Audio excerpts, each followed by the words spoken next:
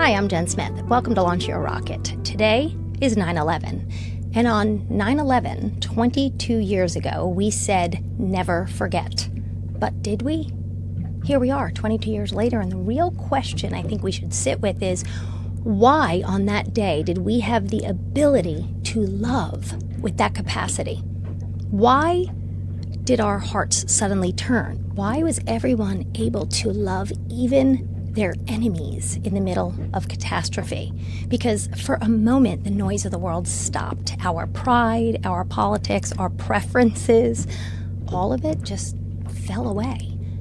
And what was left? Well, the part of us that God wired us for, the truth that we were made to live for each other, not just for ourselves. And I think we all remember where we were on that day. I was at a dry cleaner picking something up and saw the news and dropped my stuff and ran to my kids' school and picked them up. I don't even know why. I just wanted to be with my family. My husband, he had stayed home. We had just had a baby, and he stayed home. He worked in the Grace building in New York City, where you can see the Twin Towers from his window. And that day, I asked him to stay home because I was a little overwhelmed with my 3 children. But it was so monumental. We all remember that day and how we felt. I remember we were all worried about strangers. Neighbors became neighbors. Strangers were checking in, helping one another find family. People lined up to give blood. Firefighters, those heroes, they rushed in towards danger. That's the kind of love that can't be explained by the world. Luke 6:32 goes deep, and it says, "If you love those who love you, what good is that? Even sinners do that. Even sinners love those who love them." Yeah, that's in the Bible. That's the kind of love the world seems to run on every single day. It's transactional love.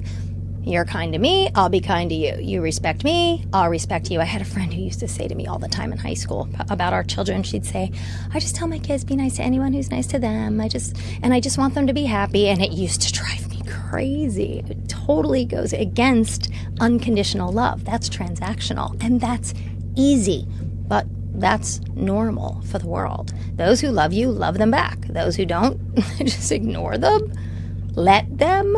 But on 9/11, something different broke through. For a moment, we didn't live on the world's love. We tapped into God's love, unconditional, sacrificial, the kind of love that doesn't see differences, status, or politics. It only sees people's hearts, humanity. And I believe that was the first time in a long time, if not in history, that we started seeing each other through the eyes of God. And that's why those days felt so powerful. That's why we felt so connected. It wasn't just tragedy. It was God-sized love breaking through. But here's the heartbreak. We only seem to tap into that when disaster strikes. As the days passed, the old noise comes back. Division, fear, and the me-first self-help type of living. The let them instead of love them. Gosh, we went back to small love of the world. So here's the vision I want to give you. Imagine a world where we didn't need a catastrophe to wake us up. Imagine if we chose that kind of love every single day. Our lives would be richer. All lives would be richer. Our families would be stronger. Our communities would be healed. Because that kind of love isn't weakness, it's power. It's the narrow road. It's the only path to peace. But it takes intention, and let's be honest, the world is making us lazy. It's so easy to conform, to go along with the noise, and to scroll past people instead of seeing them. That's why so many people are miserable, quite frankly. How about a little old man sitting in a coffee shop? Do we not make eye contact? Or do we actually sit down and say, "How are you today?" Because he looks lonely. I mean, it's simple things like that. We need to be intentional. That's the kind of love I'm talking about. That's godly love, not worldly love. But it's easier to drink what the world's pouring than to stand in truth. But life is short. Don't wait for another tragedy to remember who you are and why you loved differently on 9/11. Don't wait for a catastrophe to finally love people the way God wired us to love. Here's the kicker. The world is obsessed with chasing hacks to launch their life.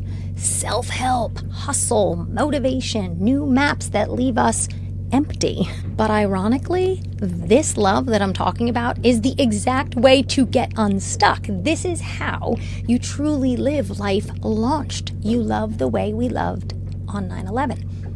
Not just in catastrophe, but every single day. We say never forget. So don't just remember the pain of the day. Remember the love. Go live it. And yeah, a byproduct of that kind of love is your life will launch. To those who lost their lives that day, and to those of you who still carry that aching loss in your heart, please hear this. God's love transcends this short time on earth. And my prayer for you is that someday you see and feel that life again, reunited with your loved one in His presence. And I pray that somehow I can be somebody who helps you believe that, because I know it's true. But it'll mean so much more if you believe it. And I wish I could give you some of my belief. And I thank you for your sacrifice, that those lost actually helped us to see, even if it was for one day, God's love. I'm always remembering the sacrifice of those we lost and those I'm talking to. Love different. If you need help, I have a course called B101, Bible 101. And maybe you're angry at God, or you don't even understand. It's a great course for you. What is the Bible? Who is this guy, Jesus or God? Why would something like that happen? How do I even read this?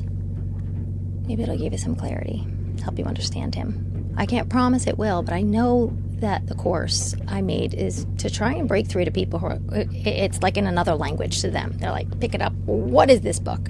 I've made it so we could at least understand God and understand His Word, or at least how to read His Word. That's it for 9/11, and this is going to sound a little corny, and it shouldn't, but I see you, and I love you. I'll see you next time.